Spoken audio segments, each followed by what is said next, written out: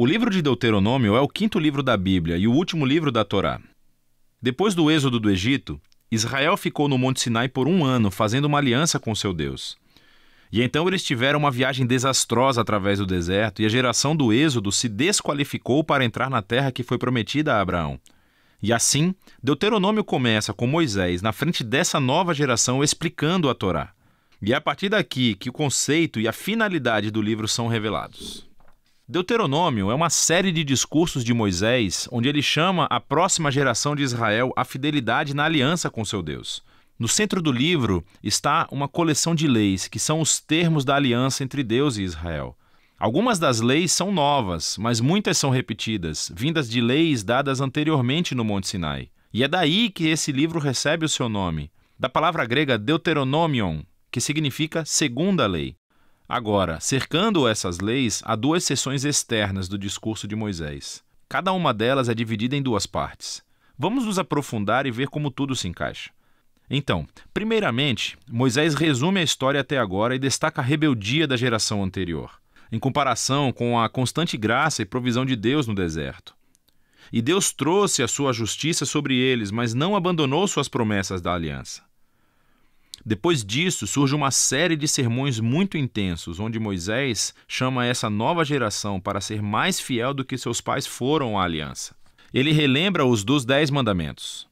E então, a peça central dessa sessão é uma famosa frase chamada o Shema. Moisés disse: "Ouça, Israel, o Senhor, o nosso Deus, é o Senhor único. E você deverá amar o Senhor, o nosso Deus, com todo o seu coração, com toda a sua alma e com toda a sua força." Isso se tornou uma oração diária muito importante no judaísmo e reúne todos os temas do livro. Portanto, a palavra ouça, ou Shema em hebraico, significa muito mais do que apenas ouvir. Seu significado inclui responder aquilo que você ouve. Em português nós diríamos, obedeça.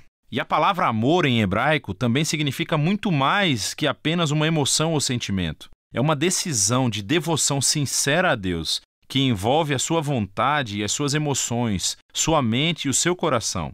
Para Israel, a sua obediência e devoção a Deus serviria a um propósito muito maior. A obediência às leis fará de Israel um povo único entre as nações, assim como Deus disse no Monte Sinai.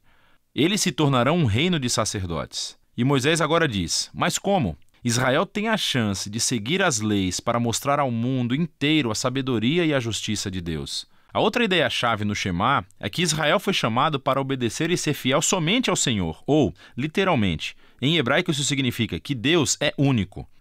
Agora, no contexto, o Senhor é o único Deus a quem Israel deve adorar e obedecer. Israel está prestes a entrar na terra de Canaã, onde as pessoas adoram deuses que representam todos os aspectos diferentes da criação, o sol, o clima ou o sexo e a guerra.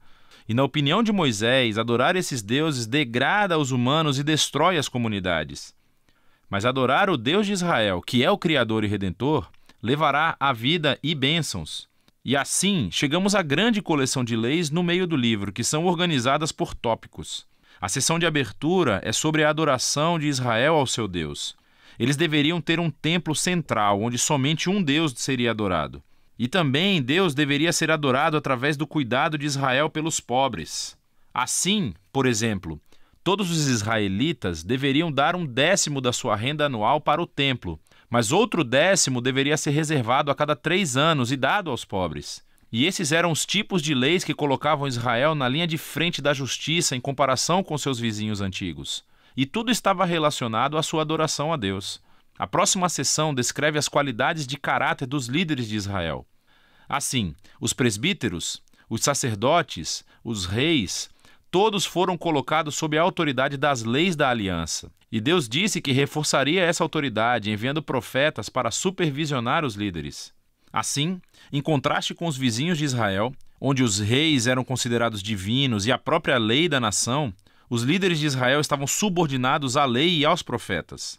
Depois disso, há uma grande parte das leis sobre a vida pública de Israel.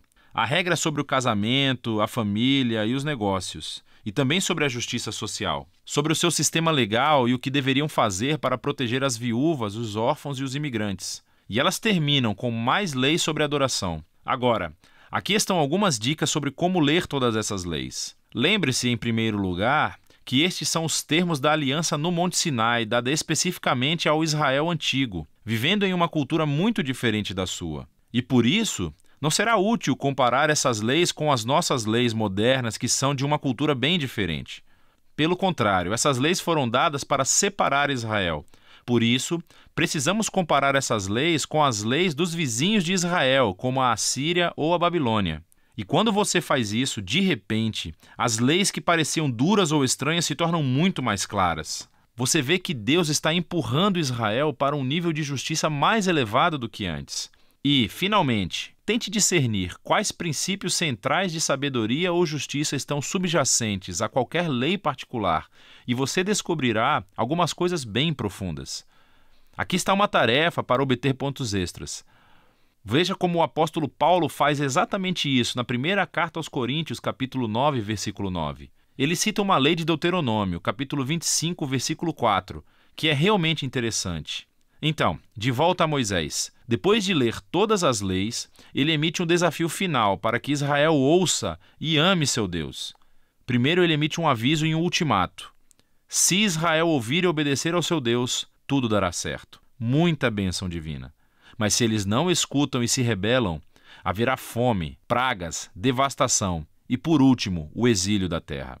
E então Moisés toma uma decisão. Ele diz: hoje eu coloco diante de vocês toda a vida ou morte, bênção ou maldição, bondade ou maldade. Portanto, escolham a vida amando ao Senhor seu Deus e escutando o que ele diz.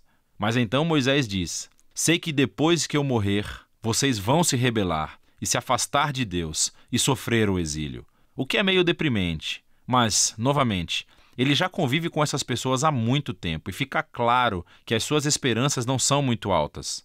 Mas nem tudo está perdido, diz Moisés. Um dia, quando Israel estiver no exílio, Moisés diz que eles poderão voltar para o seu Deus, que, em suas palavras, circuncidará os seus corações, para que possam amá-lo de todo o coração e alma, e para que possam viver. Essa é uma metáfora vívida, que diz que algo está fundamentalmente errado com o coração de Israel. É teimoso e duro, e é a mesma coisa que está errada com o coração de toda a humanidade. E isso vem desde a rebelião no jardim. Os humanos ganharam autonomia de Deus. Eles queriam definir o bem e o mal por si mesmos e, como resultado, eles arruinaram o mundo bom de Deus. Mas um dia, Moisés diz, Deus vai fazer algo para transformar os corações do seu povo, para que eles possam verdadeiramente ouvir e amar a Deus de coração, e possam ser trazidos de volta à vida verdadeira. E esta é a promessa mencionada pelos últimos profetas bíblicos, Jeremias e Ezequiel, a esperança de um novo coração. Então Moisés termina o seu discurso com um poema de advertência e depois de bênção. Ele sobe uma montanha e morre, e assim a Torá chega ao fim. Todas as tensões principais da história bíblica estão em vigor, mas ficaram totalmente sem solução. Então, quando é que o descendente da mulher virá para derrotar o mal? Ou como Deus vai salvar o mundo inteiro e abençoar todas as nações através dessa família? E como pode a santidade de Deus se reconciliar com pessoas que são continuamente rebeldes? E como Deus vai transformar os corações do seu povo? Você tem que continuar a ler para descobrir. Mas por enquanto, é disso que se trata o livro de Deuteronômio.